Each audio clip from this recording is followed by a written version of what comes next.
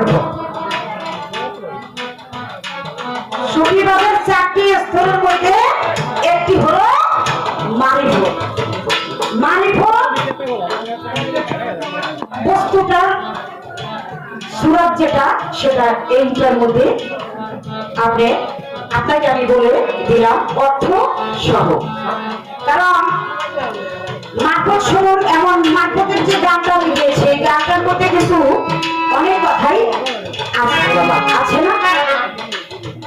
একটা কথা আমি বলি, মনে কিছু করেন না। বলেন বলেন। আমার নবী করিম সাল্লাল্লাহু আলাইহি সাল্লাম একটি রাস্তা দিয়া হাইটে যাইতেছে। যাওয়ার পরে আমার জিবরাইল আলাইহিস সালাম তার সামনে এসে বলে, হে আল্লাহর নবী, আমি তো সারা জীবন ধরে আল্লাহ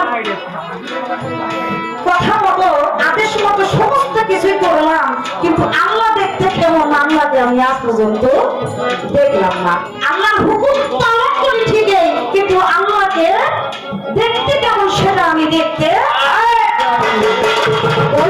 আমার নবী বলে, তুমি আল্লাহকে দেখতে চাও? দিনের নবী আমি এই হলো তার প্রশ্ন।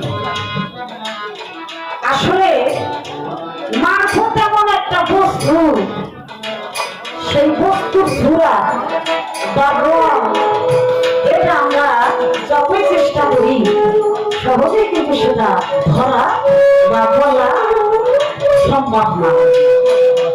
তারপর আমি মারফত এমনি মারফত দেখতে সুরাতটা কিরকম সেটা আপনাকে আমি বলতেছি।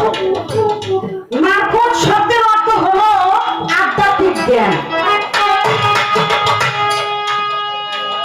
মারফত শব্দের অর্থ হলো আধ্যাত্মিক জ্ঞান। আমরা পীরের কাছে মুরিদ হই বাবা, সেই মুরিদ হওয়ার পরে আমার দয়ালকে মুর্শিদকে যদি মন থেকে হৃদয় থেকে যদি তাকে গ্রহণ না করি, ভক্তি না করি, বিশ্বাস যদি না থাকে, তাহলে কি সেই মুরিদকে হওয়া আমার জন্য জাহেজ হবে? হ্যাঁ, হবে না। এই জন্যই বলা হয়েছে যে মাত্র শব্দের অর্থ হলো আধ্যাত্মিক জ্ঞান, মুরমি সাধনা, অসাধারণত আধ্যাত্মিক মুরব্বী। বিষয়বস্তু নির্দেশ করে যা মন